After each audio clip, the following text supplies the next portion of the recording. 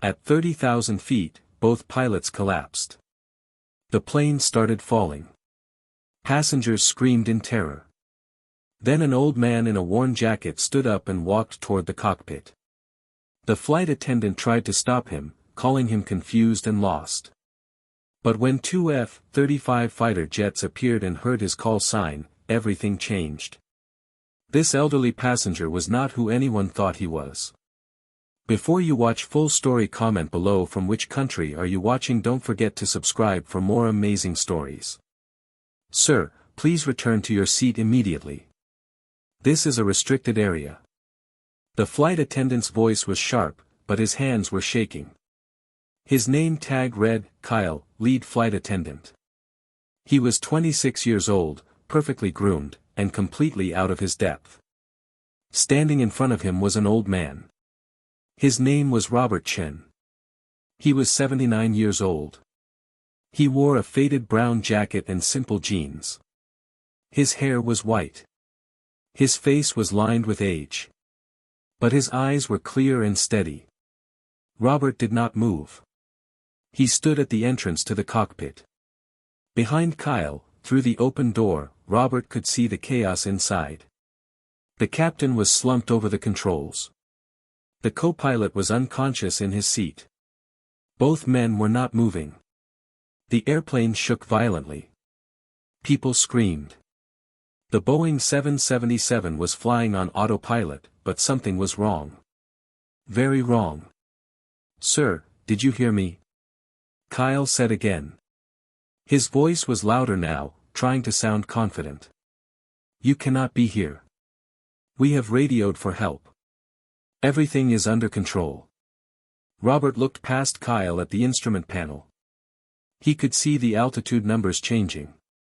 The plane was losing height. Slowly at first, but getting faster. Is it under control? Robert asked quietly. His voice was calm. Too calm for a moment like this. Your altitude has dropped 300 feet in the last minute. Your speed is not stable. The autopilot is following a program, but it cannot think. It cannot adapt. Kyle's face went red. Sir, I don't know who you think you are, but...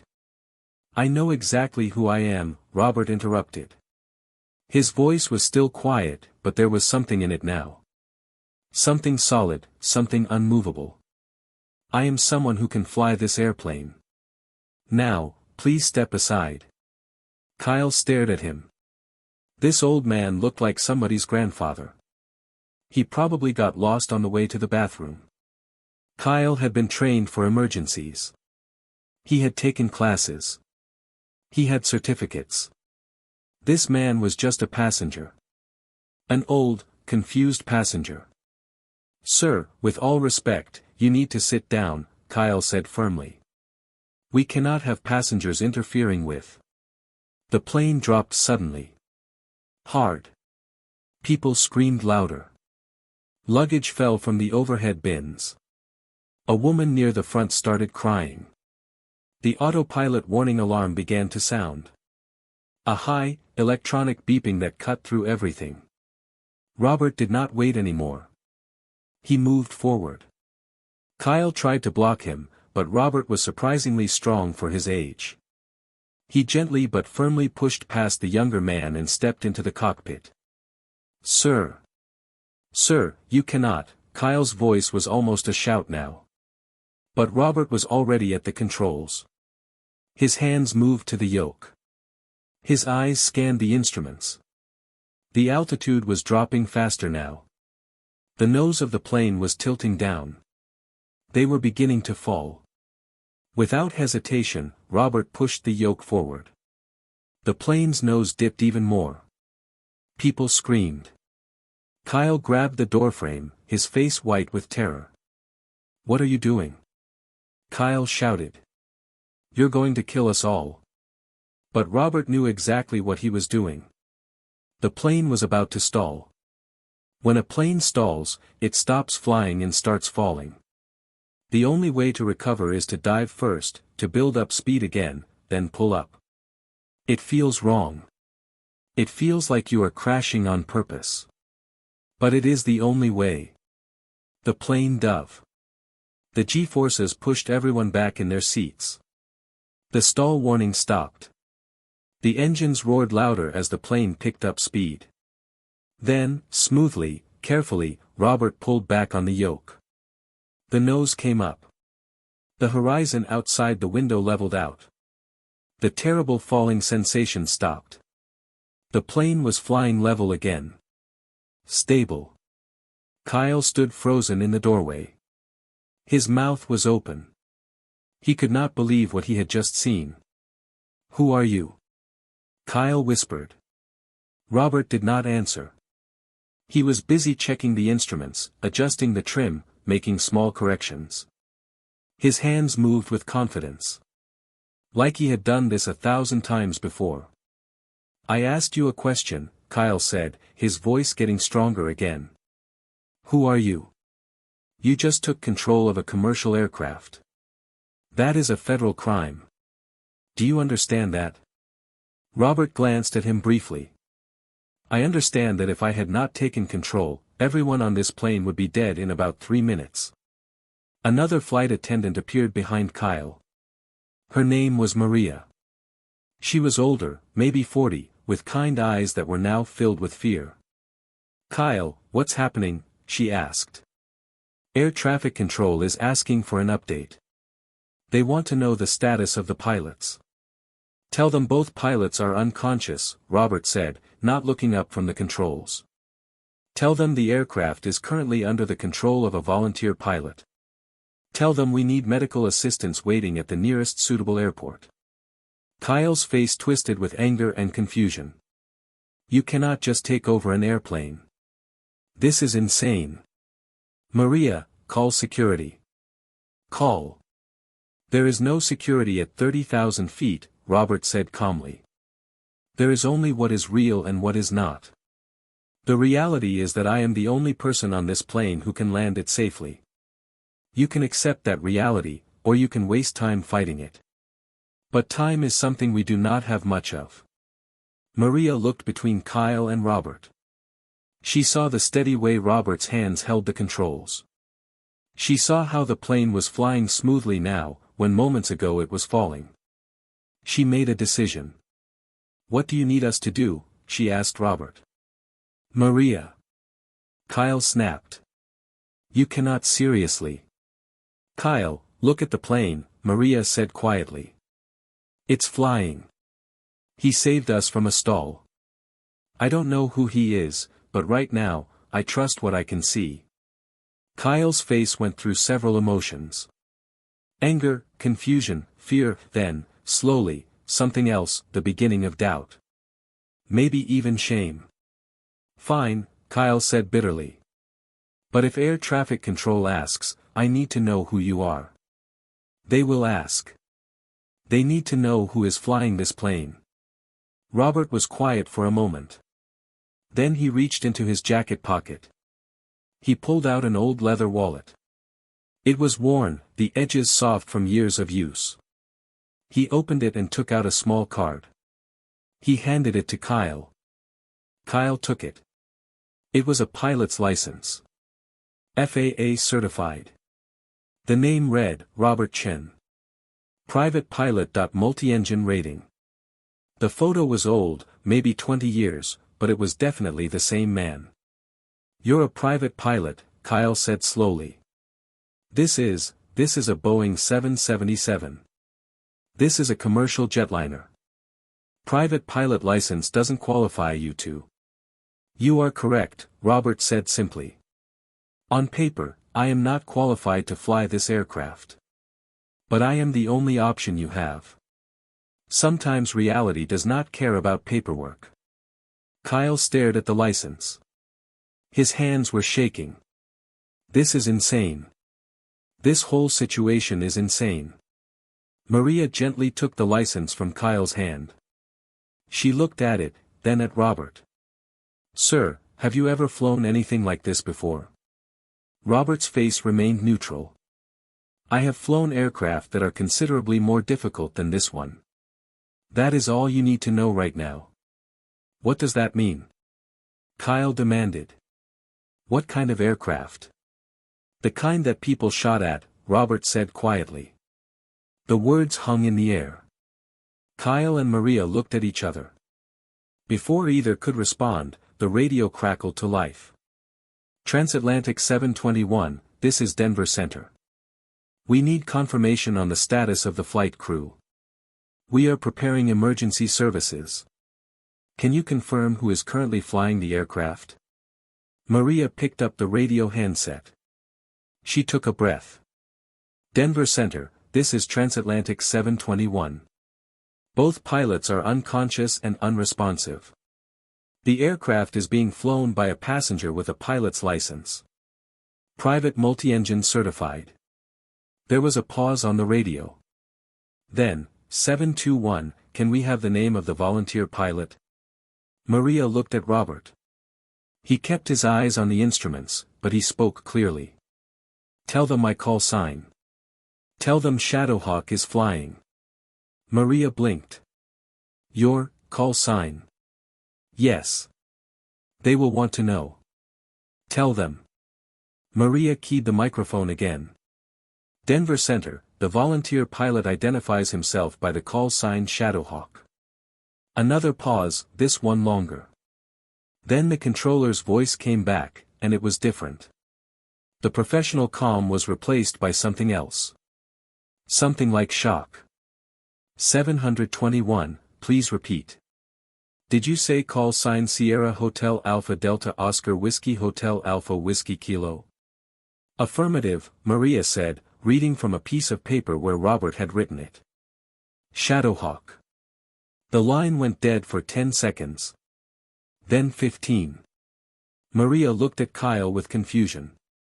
Kyle looked at Robert, his eyes narrowing. What does that mean? Kyle asked. Why would a call sign matter to air traffic control? Robert did not answer. He was making a gentle turn, adjusting their heading. He seemed to be taking them somewhere specific. In a secure room at NORAD headquarters, deep inside Cheyenne Mountain, Colonel David Price stood up so fast his chair fell backward.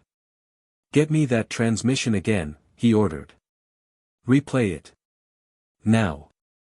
A young operator, barely 22 years old, looked confused. Sir, it's just a civilian aircraft with an emergency. Both pilots are down. A passenger is flying it. They transmitted his call sign. I heard the call sign, Lieutenant, Price snapped. That's why I'm asking you to replay it. The recording played again. The flight attendant's voice, nervous but clear, the volunteer pilot identifies himself by the call sign Shadowhawk. Price felt his heart hammering. He had been in the Air Force for 30 years. He knew the stories. Every fighter pilot knew the stories. Shadowhawk was a legend. A ghost, a man who flew in the darkness when things were at their worst. Get me a transponder lock on that aircraft, Price commanded. Right now. And get me the 4th fighter wing. I want 2 F-35s in the air in 5 minutes. No, make it 3 minutes. Sir. The lieutenant looked confused. For a civilian emergency? That is not a civilian, Price said quietly. That is one of ours. He walked to a secure terminal and entered his access code. He pulled up old files. Classified files. Records that were so old they had been transferred from paper to digital. He found what he was looking for. A black and white photograph of a young man in a flight suit, maybe 30 years old, Asian features, serious eyes, the same eyes that Robert Chen still had, just younger and harder. Below the photo, a service record, Lieutenant Colonel Robert Chen. Call sign, Shadowhawk. 287 combat missions. More classified missions than that. Recipient of the Air Force Cross, the Silver Star twice. The Distinguished Flying Cross 4 times. So many other medals, the list went on for 2 pages. Combat zones, Vietnam, classified operations in Cambodia and Laos, later missions in places that were never officially acknowledged. Specialty, night operations, stealth penetration, search and rescue under fire. Final entry, retired 1998. Last known status, living in Colorado. Price felt a chill run down his spine. The man in that photo had been a legend even when Price was a young lieutenant fresh out of flight school. The stories told about Shadowhawk were the kind that seemed too incredible to be true. Flying into enemy territory with no lights, no radar, no support. Pulling out downed pilots from places everyone else said were impossible to reach. "Sir, the F-35s are scrambling now," an operator reported. "Good," Price said. "Give them a direct link to my station. Their mission is escort and honor guard. Tell them who they are escorting. Use the call sign. They will understand." He picked up a secure phone line. "This is Colonel Price at NORAD. I need to speak to the wing commander at Buckley Air Force Base. Priority 1. Tell him Shadowhawk is in the air and needs a clear path home." Back on the Boeing 777, Kyle was losing his patience. The strange radio exchange, the mysterious call sign, the way Robert seemed to know exactly what he was doing, it all felt wrong to Kyle. Not dangerous wrong. Just wrong because it was not following the rules he knew. "Look," Kyle said, stepping closer to Robert. "I don't care what call sign you have or what you think you can do. I am the senior crew member on this flight. That makes me responsible. When we land, you are going to have to answer for taking control of this aircraft. You understand that?" Robert made a small adjustment to the throttles. "I understand that you are frightened and trying to maintain a sense of control. That is natural. But right now, my only concern is getting these 164 people on the ground safely. Everything else can be sorted out later." Kyle's face reddened. "Don't talk to me like I'm a child. I have been trained for situations like this. I have procedures to follow. You are not part of those procedures." "Then your procedures are incomplete," Robert said simply. That was the final straw for Kyle. He reached forward and put his hand on Robert's shoulder, intending to pull him from the seat. "That's it. I am ordering you to." "Kyle, look." Maria's voice cut through the tension. She was standing at the cockpit window, her face pressed to the glass. Her mouth was open in shock. Kyle turned to look. His hand fell from Robert's shoulder. Out of the clouds, two shapes appeared.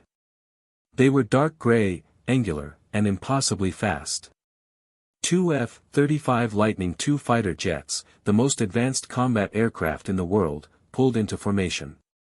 One positioned itself off the right wing of the Boeing 777. The other took position off the left wing. They were close. So close you could see the pilots inside their cockpits.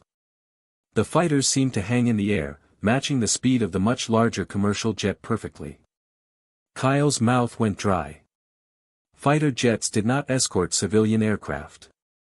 Not unless something very, very unusual was happening. The radio in the cockpit crackled.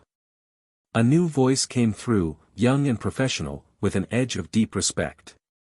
"Shadowhawk, this is Viper Flight, 2 F-35s off your wings. We have you visual and locked.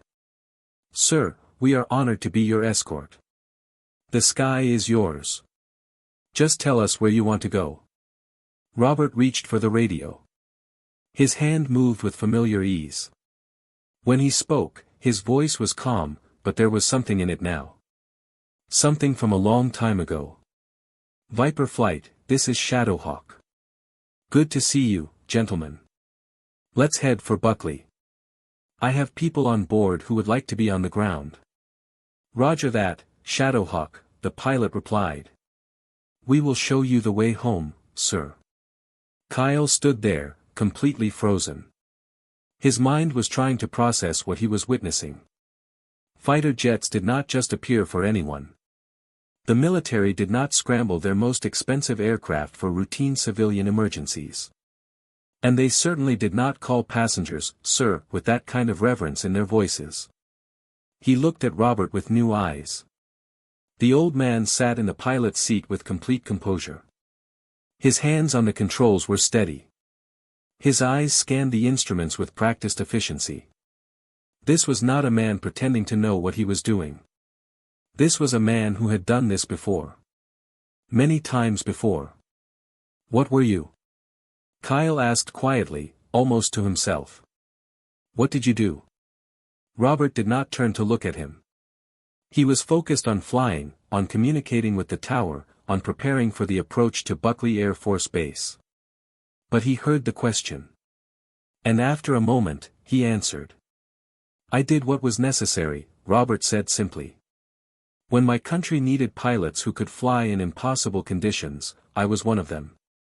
When they needed someone to go into places where others could not or would not go, I went. That was a long time ago. Another life. But they remember you," Kyle said, gesturing toward the F-35s outside the window. "Those pilots out there, they know who you are. They know the call sign," Robert corrected gently. "They know the stories that have been passed down. The legend is always bigger than the man, Kyle. Remember that." Kyle stood frozen. He looked from the fighter jets to Robert to the radio. His mind was racing, trying to piece together what was happening. "Those are F-35s, Kyle said quietly. "Military fighters. They don't just show up for passenger planes. They called you, sir. They said it was an honor." Robert kept his eyes forward, his hands steady on the controls. "They are doing their job." "No," Kyle said, his voice barely a whisper. "No, this is something else." "Who are you?" "Really?" Maria grabbed the cabin handset. She needed to tell the passengers something. Anything to calm them. When she spoke, her voice was shaking, but not with fear anymore. With something else. Something like awe. "Ladies and gentlemen, this is your flight attendant Maria. If you look out the windows on either side of the aircraft, you will see we are being escorted by 2 United States Air Force fighter jets. The gentleman flying our plane is known to them. They are here because of him. Everything is going to be fine. We are safe." A murmur went through the cabin. Passengers pressed their faces to the windows. They saw the sleek fighter jets flying alongside them. The panic that had gripped them began to fade. If the military was here, if they were escorting this plane, then maybe, just maybe, they really were safe. One passenger, a teenage boy in seat 22A, pulled out his phone. He started recording video of the F-35 through the window. Within minutes, that video would be uploaded to social media. Within hours, it would have millions of views. The approach to Buckley Air Force Base was smooth. Robert handled the massive Boeing 777 like he had been flying it for years. He communicated with the tower in calm, professional tones. He made adjustments that seemed small but were clearly practiced and precise. The F-35 stayed with them all the way down, only breaking off at the last moment as the commercial jet touched down on the military runway. The landing was perfect. Barely a bump. The passengers burst into applause. Some were crying with relief. Others were laughing. The nightmare was over. As the plane taxied toward a waiting group of emergency vehicles, Kyle stood in the cockpit doorway. He watched Robert go through the shutdown procedures. The old man's hands moved across switches and controls with complete confidence. Kyle felt something he had not felt since this all began. Shame, deep, burning shame. He had treated this man like a confused old passenger. He had dismissed him, insulted him, tried to physically remove him from the cockpit. And this man had saved all of their lives. "I'm sorry," Kyle said quietly.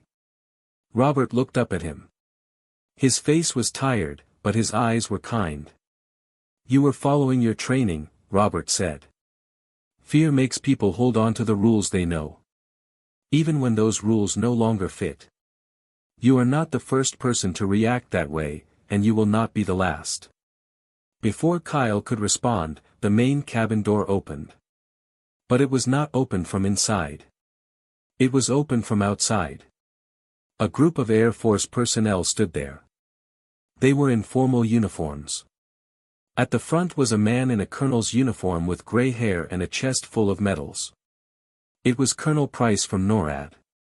Price walked up the jet bridge and into the cabin. He did not look at the passengers. He did not look at Kyle or Maria. His eyes went straight to the cockpit. When he saw Robert, Price stopped.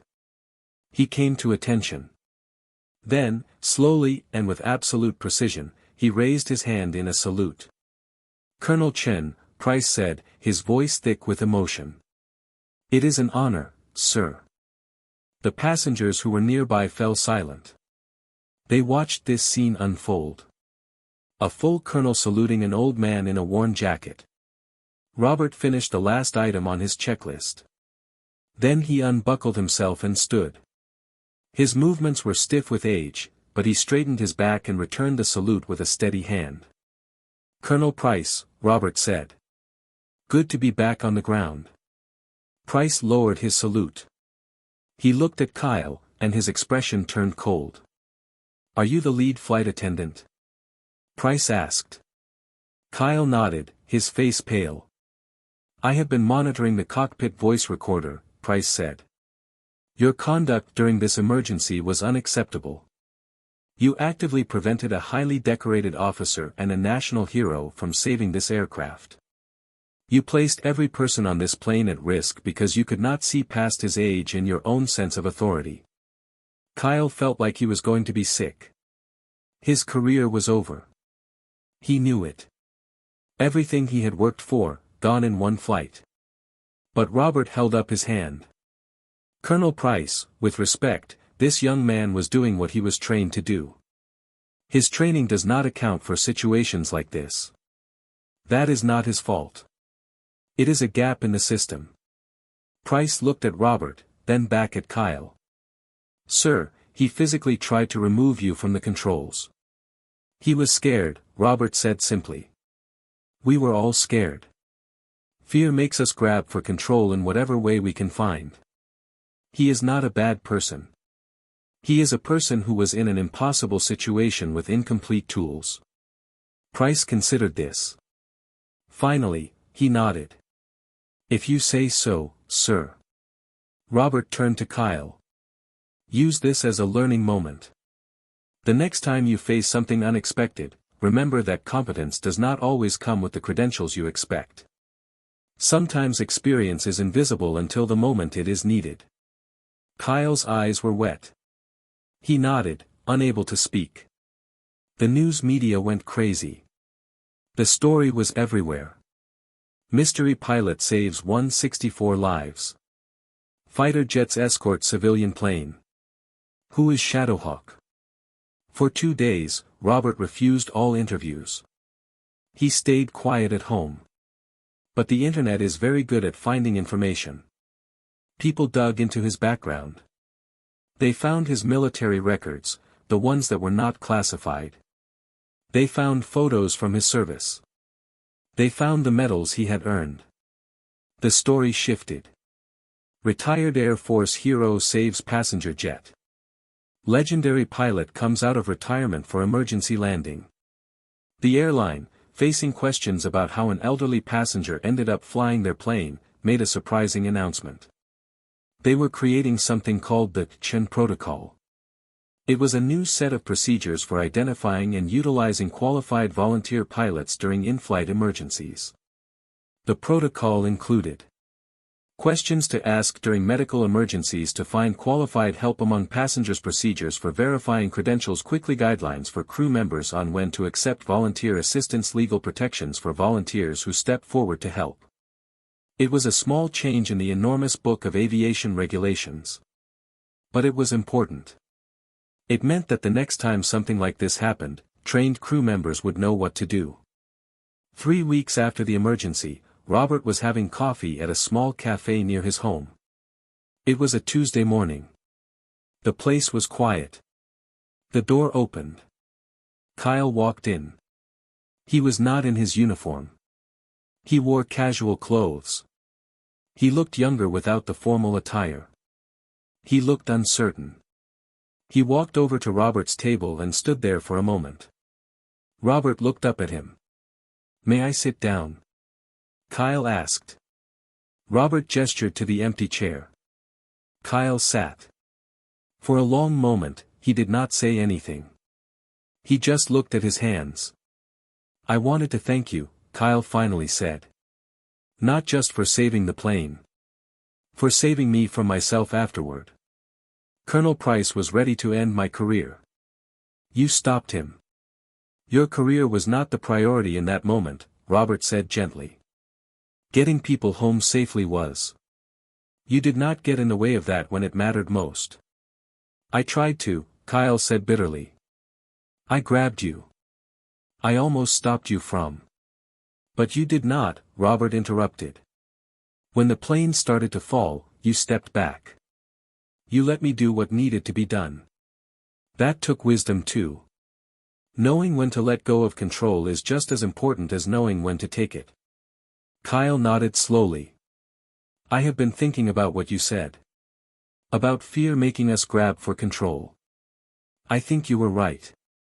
I was terrified. I did not know what to do. So I held on to the only thing I knew, the rules. Even when the rules did not fit anymore."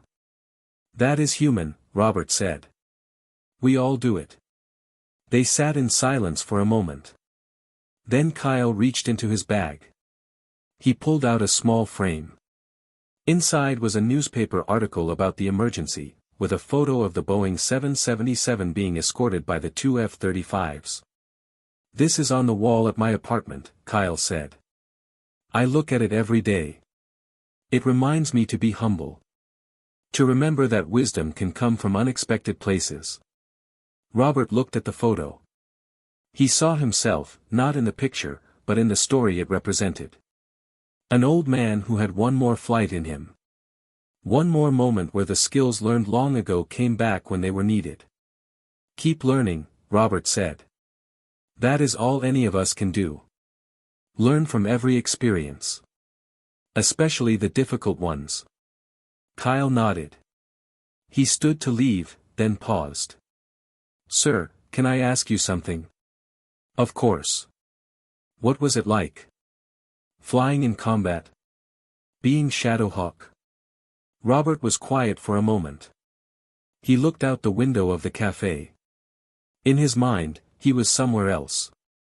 Somewhere dark and dangerous, where the only thing between life and death was skill, nerve, and a machine that responded to the slightest touch. "It was necessary," he said finally. "At the time, it was what needed to be done. And when you are young, you do not think about the cost. You just do the job." "Do you miss it?" Robert smiled slightly. "I miss the clarity. In combat, in those moments, everything is simple. There is the mission. There is the aircraft. There is the sky. Everything else falls away. That kind of focus is rare in normal life." Kyle nodded, understanding something in those words that he could not quite name. "Thank you again," Kyle said. "For everything." After Kyle left, Robert sat alone in the cafe for a while longer. He thought about the flight. About the moment when he stepped into that cockpit and felt the controls in his hands again. About the way the aircraft responded, the way the instruments told their story, the way the sky felt even through the metal walls of the jet.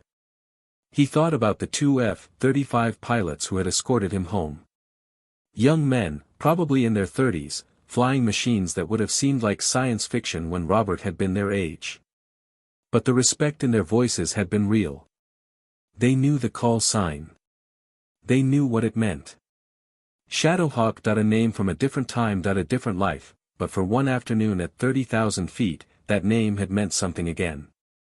Robert finished his coffee. He left money on the table and walked outside into the bright Colorado sunshine. He was 79 years old. His knees hurt. His back was stiff. He got tired more easily than he used to. But he had flown one more time. And he had brought everyone home. As he walked down the street toward his car, his phone buzzed. It was a text message from an unknown number. He opened it, squinting at the small screen. "Sir, this is Captain James Mitchell, Viper 1. I was one of the pilots who escorted you home. I just wanted to say it was the honor of my career to fly with you, even for those few minutes. My father served under you in the 1980s. He told me stories about Shadowhawk when I was growing up. Those stories inspired me to become a pilot. Thank you for everything you did for our country, and for what you did that day. You reminded all of us why we wear the uniform." Robert read the message twice. He felt something warm in his chest. Not pride, exactly. Something quieter. Something like gratitude. Gratitude that his life had meant something. That the skills he had learned in darkness and danger had one more chance to save lives in the light. He typed back slowly, his old fingers fumbling on the small keyboard. "Thank you, Captain. Fly safe. The sky needs good men like you." He put the phone back in his pocket and continued walking. The sun was warm on his face. The mountains in the distance were clear and sharp against the blue sky. Somewhere up there, young pilots were training, learning, preparing for moments they hoped would never come but knew they must be ready for. Robert smiled to himself. The cycle continued. The old passed knowledge to the young. The young honored the old. And when the moment came, when crisis struck, someone would be ready. That, he thought, was enough. The Chin Protocol was officially adopted by 3 major airlines. Training videos were made. Scenarios were practiced. Flight attendants learned new questions to ask during emergencies. The video of the F-35 Escort, filmed by the teenage boy in seat 22A, had been viewed over 20 million times. It had been featured on news programs around the world. People called it the most dramatic rescue in aviation history. Robert returned to his quiet life. He still went to the cafe on Tuesday mornings. He still had coffee and read the newspaper.